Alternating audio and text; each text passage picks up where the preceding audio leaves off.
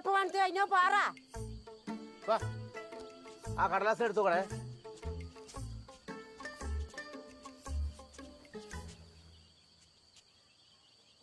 അതനാ ജീവിതം ഒന്നേ ഇല്ലു.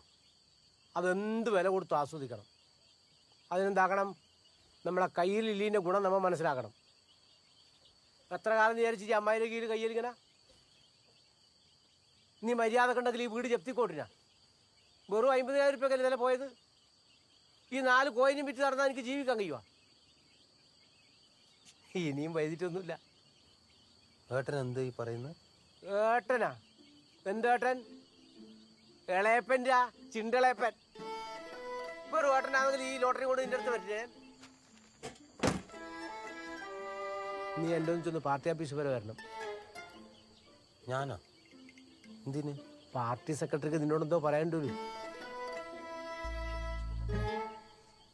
എന്നാ? ഇന്നല്ല, ഇപ്പം.